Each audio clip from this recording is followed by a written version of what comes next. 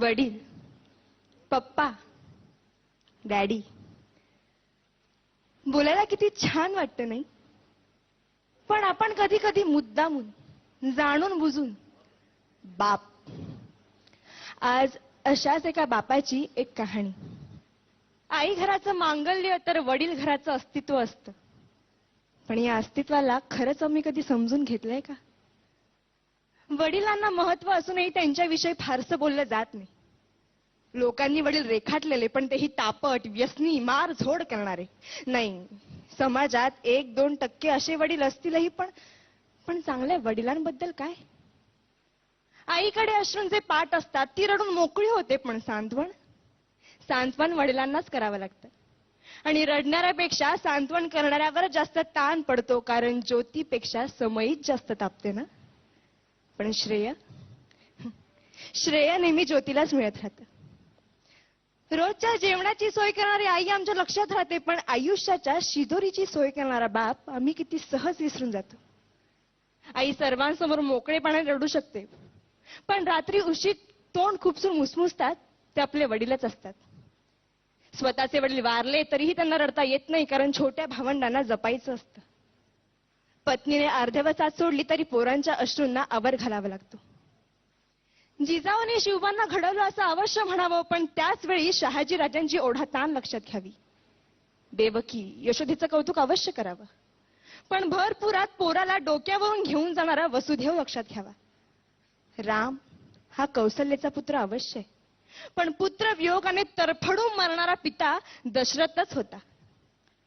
वडिलांच्या टाचा झिजलेला चपला, त्यांची फाटकी बनियन पाहिली की कळतं आमच्या नशिबाची भोकं त्यांच्या बनियनला पडलीत. त्यांचा दाढी वाढलेला चेहरा त्यांची काट कसर दाखवतो. मुलाला लुंगी घेतील, मुलीला गाऊन घेतील, पण स्वतः मात्र जुनीच पॅन वापरते.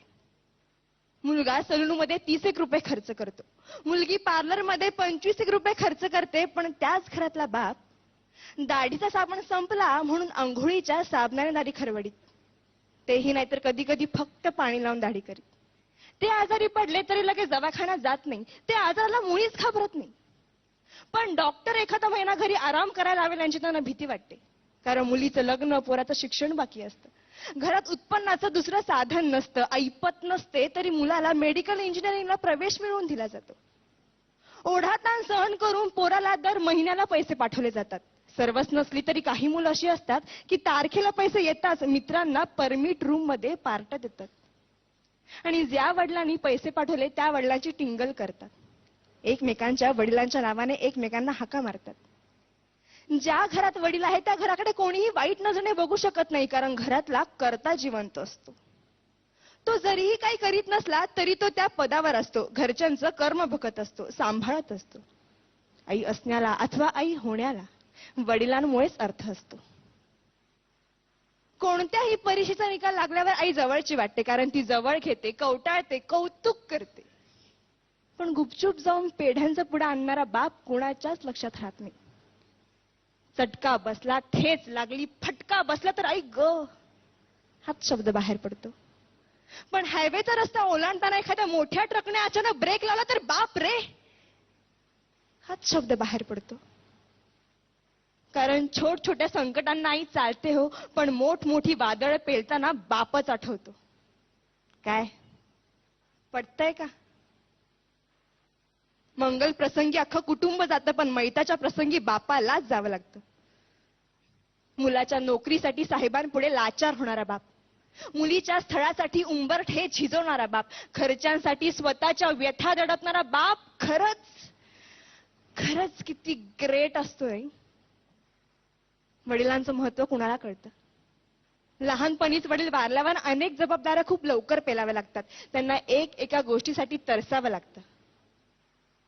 बाबांना पूर्णपणे समजून घेणारी असते ती म्हणजे त्या घरातील मुलगी. सासरी गेल्यावर अथवा घरापासून दूर असताना वडिलांशी फोनवर बोलताना त्यांचा बदललेला आवाज ते एका क्षणात ओळखते आणि 17 प्रश्न विचारायला सुरुवात करते. कारण कोणतीही मुलगी वडिलांना जपते, जाणते. इतरांनी आपल्याला एवढंच जपावं एवढीच त्यांची अपेक्षा असते. धन्यवाद.